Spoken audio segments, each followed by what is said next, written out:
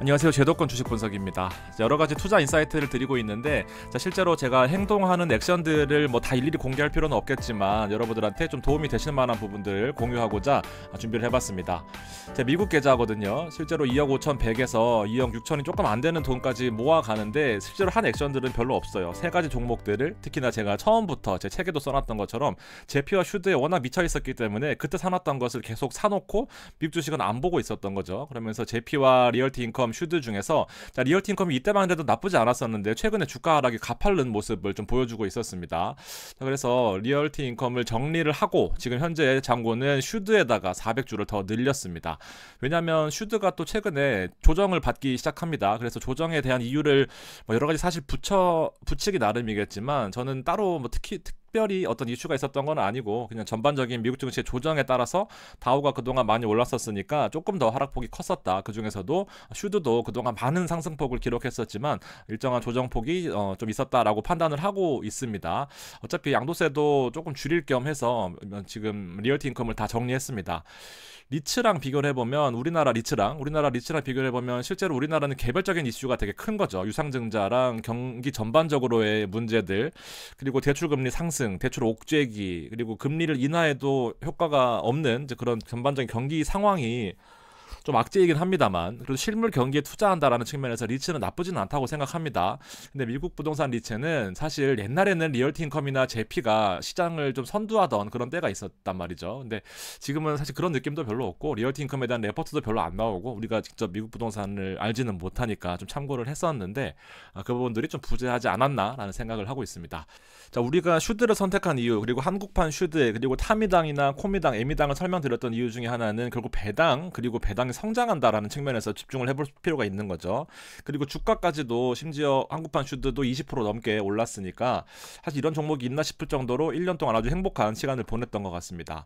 우리가 주목해야 될 부분은 배당 성장률인 거죠. 실제로 지금 배당은 얼마 안 된다라고 하더라도 배당이 매년 10%씩 성장한다. 그래서 예측 가능한 미래를 좀 설계하는 데 있어서 슈드가 좀 도움이 되지 않겠나라는 생각으로 저도 자주 자신 있게 말씀을 드렸던 겁니다.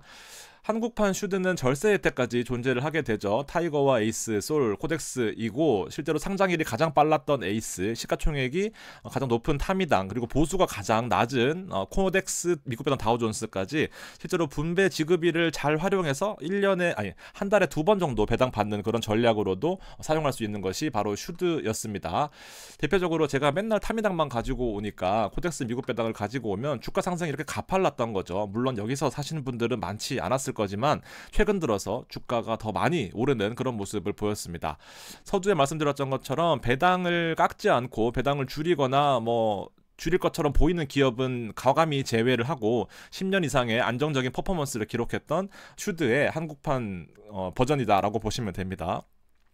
타이거 미국 배당을 보면 이제 커버드 콜로 세 가지 타입이 있겠지만 실제로 본주는 28%, 그다음에 타미당 7은 23%, 그다음에 타미당 3은 좀 이름이 좀 바뀌어가지고 헷갈리실 수 있는데 요게 타미당 3, 요게 타미당 7. 현재 이름으로 보면 이게 1호, 이게 2호입니다. 그래서 28%, 26%, 23% 정도 셋 다 나쁘지 않은 성과를 기록했던 것이 바로 슈드였습니다. 자, 어쨌든 1년 동안에 우상향했던 시장에서 이제 약간 조정의 느낌 혹은 약간 공포스러운 느낌이 있단 말이죠. 우리가 역사가 반복되는 시점에서 다시 한번 20년의 데이터를 돌려놓고 보면은 해지를 했을 때 리스크를 조정하는 부분에 있어서 해지를 좀 생각해 볼 때 여러 가지 방편들이 있단 말이죠. 그래서 골드, 금을 투자하거나 아니면 높은 하이힐드 채권을 투자하거나 빅스 아시죠? 공포지수입니다. 시장의 변동성이 커질 때 사고팔고 할 수 있는 빅스 지수, 물가가 많이 올라갔을 때 물가로 오히려 같이 올라가는 물가에 연동된 채권을 투자해 볼 수도 있는 거고요. 그다음에 캐시를 그냥 돈을 팔고 캐시를 보유하거나 은도 보유할 수 있는 대안이 되겠죠. 그러면서 노헤지는 그냥 있는 겁니다. 이런 식으로 리턴을 비교해 봤을 때 20년간의 데이터 중에서 금이 가장 높은 성과를 기록했다라는 겁니다.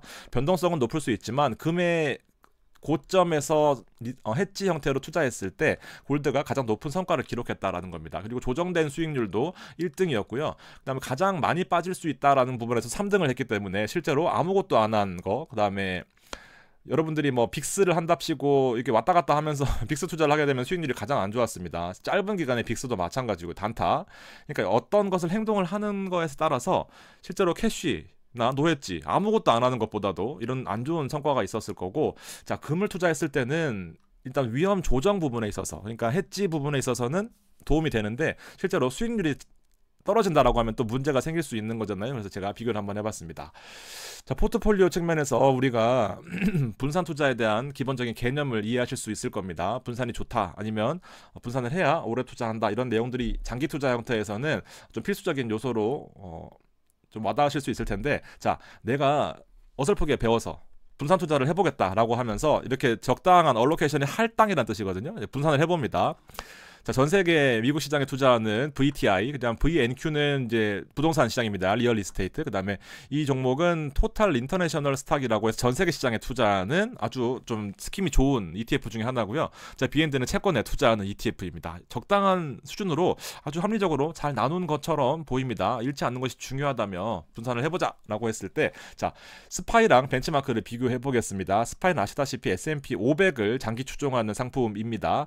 투자에 대한 시뮬레이션은 1만 달러로 시작해서 매달 1000달러씩 12년간 투자를 해봤습니다. 자, 벤치마크 대비해서 5%가 떨어졌던 방금 보여드렸던 포트폴리오고요. 실제로 포트폴리오 리턴은 나쁘진 않았습니다. 9.7%나 나왔어요. 자, 중요한 부분들을 비교를 해보겠습니다. 실제로 스타트 잔고는 10,000불이었습니다. 제가 1만 달러로 시작을 했죠. 그러면서 이제 엔드 밸런스는 매달 1000만원씩, 아니, 매달 1000불씩 넣으니까 33,000불이 됩니다. 얘는 보세요. 60,000불이 됐습니다. 이미 분산 투자를 한답시고 위험을 나눴지만 수익률에서 너무 많이 차이가 나버리기 때문에 이거는 실패한 분산이 되겠습니다. 그럼에도 불구하고 나는 위험한 거는 싫어서 안정적인 포트폴리오면 괜찮겠다라고 생각할 수도 있겠잖아요. 근데 보시면 베스트 이어랑 워스트 이어 보시면 24%, 32%, 당연히 얘가 낮고요. 워스트 이어 쪽에서도 별 차이가 안 나요. 그러면은 당연히 이 스파이의 완승입니다. 그러면서 우리가 좀 중요하게 보는 지표 중에 하나가 바로 이 MDD라고 하는 맥시멈 드로우 다운입니다. 가장 최악의 상황을 가정했을 때 보면 위험 수준을 보면 S&P도 23%, 분산 투자한 것도 23%, 얘는 완전히 어설픈 분산이 되는 거죠. 두 번째입니다. 자, 앞서 보셨던 것처럼 금이 좋다라는 얘기를 들어서 실제로 2020년부터 2001년부터 1월부터 현재까지 투자를 놓고 봤을 때 마찬가지의 시뮬레이션입니다. 자, S&P 500에 70% 들어가 있고요. 지수를 기본적으로 투자를 하고 나머지를 골드로 투자를 해봤습니다. 당연히 우리가 생각하시기에는 나스닥과 S&P가 최근 상승폭이 너무 컸었고 연간으로 10%씩 올랐으니까 당연히 S&P가 더 좋겠다, 골드는 별로 좋지 않겠다라고 생각을 할 수 있을 겁니다. 자, 보세요. 벤치마크 S&P에 100% 투자했던 SPY보다 0.8%밖에 뒤지지 않았습니다. 연간으로 리턴 수익률은 14.5%를 기록을 하게 된 거죠. 똑같은 차트를 설명을 안 드려도 이해하실 수 있겠지만 한번 아는 척을 해보겠습니다. 스타트 밸런스 똑같고요. 실제로 4년밖에 투자하지 않았기 때문에 금액이 뭐 엄청 크진 않습니다만 수익률을 비교해보면, 자, 보세요. 20,000불, 19,000불입니다. 생각보다 수익률 차이가 별로 많이 나지 않습니다. 일단 여기서 합격점을 드릴 수 있겠죠. 그리고 스탠다드 디비에이션 보면 이게 표준 편차입니다. 여러분들, 표준 편차가 14% 정도밖에 벌어지지 않았고 얘는 18% 벌어졌습니다. 중심으로부터 많이 벌어진 게 좋을까요? 중심으로부터 조금 벌어진 게 좋을까요? 당연히 중심으로부터 플러스가 났다라고 가정했을 때 중심으로부터 조금 벌어지는 것이, 그러면서 수익률을 많이 챙긴 것이 더 유리하다라는 거죠. 그러니까 변동성이 작은 것이 더 유리할 수 있겠다. 베스트 이어도 워스트 이어도 참고가 좀 되시겠죠. 당연히 금이 더 안전한 자산으로 역할을 했고, 자, 결과적으로 MDD 맥시멈 드로우다운을 봤을 때, 자, 위험은 분산되는 형태, 그리고 수익률은 나은 형태를 보여줄 수 있겠다라는 거죠. 가장 최악의 상황을 가정했을 때 19.61%, 그다음에 23.93%입니다. 자, 그러면서 수익률은 챙겨왔다라는 거죠. 자, 금이 실제로 지금같이 고점 상황에서는 어느 정도 도움이 될 수 있겠다라는 겁니다. 당연한 것이, 보통 우리가 지수는 경기 상향에 업다운이 있는 거고 금은 스파이와 반대는 거죠. 안전하게, 그리고 좀 그리고 오랫동안 투자할 수 있는 것이 사실 금만한 것들이 없잖아요. 지금 뭐 옛날 짜장면 가격이랑 뭐 비교를 많이 하시던데 그 당시에 물가, 그리고 물가를 실제로 해지할 수 있는, 물가 상승을 방어할 수 있는 형태가 바로 역시 금이었다라는 겁니다. 금에 대한 투자에 관심이 생기셨을 거고 생길 거고 앞으로도 관심이 많으실 거라서 제가 좀 정성 들여 준비를 해본 자료입니다. 실제로 이 세 가지가 우리가 일반적으로 접근할 수 있는 것들, 그리고 이 두 가지가 조금 더 공부가 필요한 것들, 거기다가 해외 선물은 레버리지가 매우 높아요. 매우 높습니다. 1억을 투자한다라고 하면은 24억치를 투자하는 겁니다. 1%가 움직이면 원래 100만 원이 움직여야 되는데 1%가 움직이면은 2,400만 원인가요? 2,400만 원이네요. 엄청 움직이는 거예요. 그러니까 좀 공격적인 겁니다. 자, 그래서 금은 해외 선물은 뭐 저도 오랫동안 일을 했지만 이건 따로 나중에 뭐 기회가 있으면 설명하겠습니다. 얘는 여러분들 인생을 성공시킬 수도 있지만 인생을 아주 힘들게 갈 수도 있는 것들이고, 해주식은 뒤에 잠깐 짚어드릴 거고, 이 세 가지의 특징들을 좀 말씀을 드릴 텐데, 은행 금통장도 나쁘진 않습니다만 굳이 할 필요가 있나 생각이 들고요. 금펀드는 지금 아무도 안 합니다. 결론부터 먼저 말씀드리면, 자, 요렇게 가야 돼요.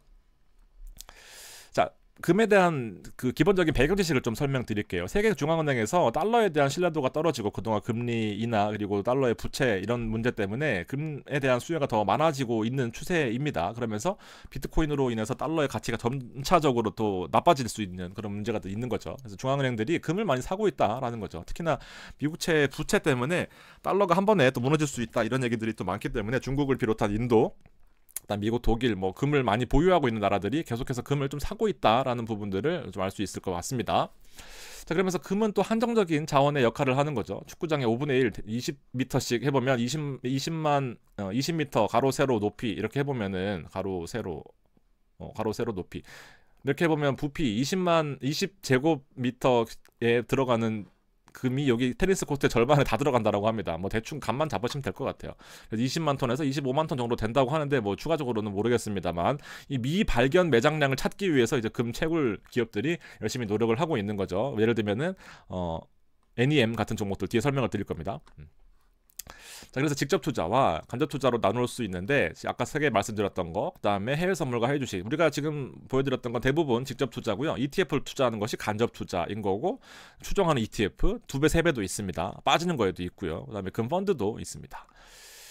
첫 번째, 은행에서 금통장을 투자하는 거예요. 실제로 보시게 되면 은행 계좌로만 거래가 가능합니다. 그리고 은행도 세 군데밖에 투자가 안 되고요. 예금자 보호 안 됩니다. 수수료도 비싸요. 그리고 현물로 만약에 금을 출고하고 싶다, 수수료가 장난이 아니고 부가세까지 내야 됩니다. 일단 금을 모아서 통장에서 금을 사기는 되게 쉽거든요. 그리고 0.01이니까 엄청나게 작은 단위로도 살 수가 있는 건데, 모아서 금을 출고하거나 뭐 하려고 보면은 이 수수료의 폭탄에 노출되게 됩니다. 그래서 사실 거의 안 해요. 어르신들만 한다라고 보시면 됩니다. 물론 듣고 계신 어르신들 죄송하지만 참 비효율적인 상품이다라고 보시면 되고, 자, 그래서 금을 사실 투자를 잘 안 하고 보통 이제 금은방 가서 현금 주시면은 뭐 이렇게 할게요 하는 사람들이 너무 많아서 음성적인 거래가 너무 많다라는 거죠. 그래서 세금을 좀 떼야 되는데 세금이 안 떼지니까, 자, 결과적으로 2013년도에 금 현물 시장을 KRX에서 실제로 오픈을 하게 됩니다. 그러면서 정부 정책 지원들이 많기 때문에 이 당시에 되게 파격적이었어요. 자, 부가세 면제입니다. 양도소득세 비과세고요. 종소세 면제, 배당소득세 비과세, 수수료도 주식과 수수료가 동일합니다. 그러니까 여러분들이 만약에 주식 수수료를 무료를 적용받고 계신다 그러면 무료입니다. 자, 그러면서 1g 단위로 거래가 돼요. 100g과 1kg 시장이 두 가지로 나누어져 있다라고 보시면 됩니다. 무슨 말이냐면은 내가 1g씩 살 수 있잖아요. 그러면 100g만 모으면 출고할 수 있고 1kg를 모으면 1kg를 출고할 수 있습니다. 그러니까 뭐 출고할 때마다 수수료가 한 2만 원씩 발생되긴 하거든요. 근데 짧게 많이 사고 싶다 혹은 크게 한 번에 사고 싶다, 나누어질 수 있다라는 거죠. 예전에 제가 샀던 건데 금현물 1kg를 사봤습니다. 그래서 9만 원이었거든요. 근데 그 당시에 팔았는데 지금 다시 보니까 12만 몇천 원이더라고요. 많이 몰랐습니다. 아무튼 이렇게 사고 파는 거예요. HTS, MTS 상에서 이렇게 보시면 될 것 같아요. 자, 근데 금현물은 계좌를 따로 개설해야 됩니다. 그리고 금현물 전용 계좌라고 따로 있어서 약간 좀 관리하기가 좀 애매한 부분들이 있단 말이죠. 그래서 저는 우리나라에서 단독으로 설정되어 있는 에이스에서 KRX 금현물이라는 상품이 있어요. 실제로 죄송합니다. KRX 금현물 시세는 많이 올랐어요. 제가 지난 방송에서 금에 대한 해지 투자를 말씀드렸을 때 40%가 연간으로 올랐습니다. 뭐 마찬가지로 잘 추종을 하고 있어요. 12,000원에서 실제로 17,000원까지 가는 이제 금액 쪽으로 여러분들 참고하시면 될 것 같고요. 시총이 5천억입니다. 그리고 선택의 여지가 없는 게 에이스 KRX 금현물밖에 없어요, 상품이. 그래서 사실상 ETF로 간편하게 투자를 하고 싶다 하시는 분들은 이제 ETF로 에이스 금현물 ETF를 사용하시면 될 것 같습니다.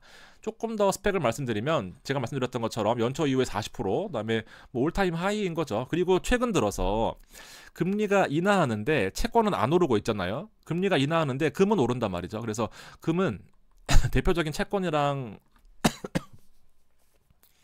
안전자산과 금리 인하에 대한 헤지 역할을 할 수 있는 상품 중에 하나지만 채권은 좀 더 시간이 걸리는 거고 금은 전 세계적으로도 안전자산의 역할을 하고 있기 때문에 조금 더 즉각적으로 반응이 온다라고 생각하시면 될 것 같습니다. 그래서 금도 투자하는 데 메리트가 있는 거죠. 금의 100% 투자하는 아주 깔끔한 ETF입니다. 소액으로 간편하게 유일하게 국내에서 투자가 가능한 ETF고요. 자, 보셨다시피 1kg에 투자하는 겁니다. 100g과 1kg가 나누어져 있는데 얘는 100g에 이제 1kg에 투자한다. 보수는 0.5%입니다. 조금 세긴 해요. 그렇지만 신경 안 쓰고 투자한다라고 생각하시기에는 우리가 수억 수십억을 투자하지 않는 이상 보수는 사실 좀 미미하다라고 보시면 됩니다. 그럼 1kg를 투자하는 에이스였습니다.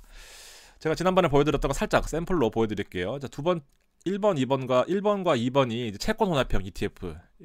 위험을 막 이제 주가가 많이 올랐으니까 어쨌든 고점에서 좀 부담스러울 수 있으니까 여러 가지 방안들을 좀 생각을 해드렸던 건데 1번과 2번은 채권 혼합형 ETF, 3번이 금입니다. 411060을 쓰고 있는 게 에이스 금연물 ETF고요. 네 번째, 다섯 번째가 이제 코덱스 채권들 위험하다고 채권을 국내 채권을 사게 되면은 8%는 나쁘진 않았습니다만 단기채를 사시게 되면은 이제 0.3% 다른 상품들에 비교해서 수익률이 좀 떨어졌던 그런 부분들이 있습니다. 단독 채권은 조금 포트폴리오로서 좀 부족할 수 있으니까 금을 좀 섞어보자라는 겁니다. 뒤에는 가볍게 들으시면 돼요. 예전에는 제가 처음에 이제 증권사에 있을 때만 해도 펀드들을 많이 했었습니다. 그래서 미래에셋 증권사 이름이 써 있는 거는 증권사 거예요. 그다음에 요거는 ETF고요. 이해되시죠?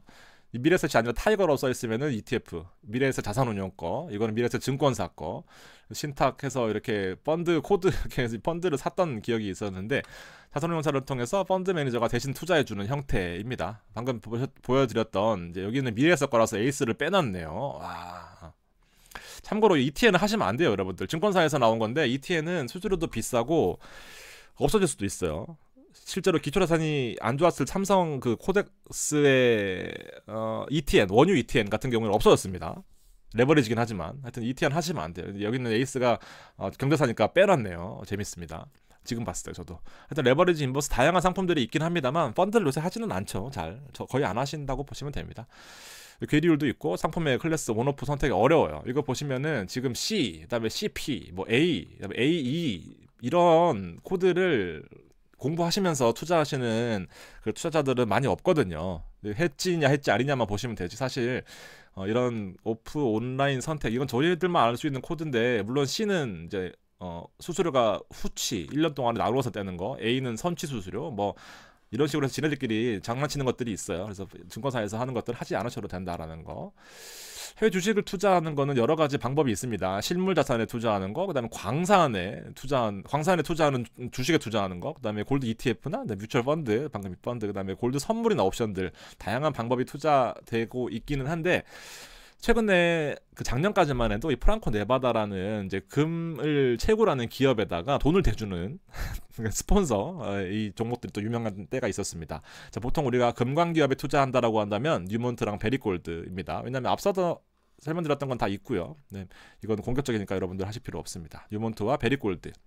뉴몬트를 가지고 와봤고요. GLD를 가지고 와봤습니다. GLD는 실제로 전 세계에서 금 가격을 추종하는 ETF입니다. 간단한 스킴이니까 얘는 넘어가고요. 뉴몬트는 이제 버핏이 투자했다는 게 뉴몬트는 아니고 베리골드이긴 합니다만 실제로 버핏도 금광주를 샀다라는 거에서 그래서 한동안 이제 금광주가 인기가 많았었어요. 그래서 S&P에 유일하게 편입된 종목이 바로 뉴몬트인 거고 실제로 최근에 이제 주가가 금 가격이 좀 안 좋았다가 24년에 확 올랐잖아요. 그래서 더 많이 올랐던 특징들이 있다라는 것까지 좀 챙겨보셨으면 좋겠습니다.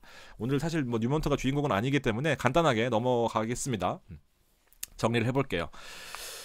포트폴리오 리밸런싱은 좀 중요하다고 봅니다. 너무 많이 오른 것이 계속 오를 것 같은 그 관성의 법칙 때문에 주식이 어려운 거거든요. 보통 싼 종목을 사야 되는 건데 역설적이게도 주식은 오르는 것에 더 투자하게 되는 거죠. 그래서 주식이 어렵습니다. 자, 그렇지만 이렇게 포트폴리오를 똑똑하게 금도 나쁘지 않은데다가 안전까지 보장해주면서 또 수익률도 나쁘지 않았던 이런 금 가격에 좀 투자를 해볼 필요성이 있지 않겠나라고 생각을 해봅니다. 그래서 여러분들이 포트폴리오나 혹은 뭐 궁금하신 것들이 있으시면 멤버십이나 카페나 댓글들 이용해 주시면은 제가 보는 대로 답변을 드리도록 하겠습니다. 감사합니다.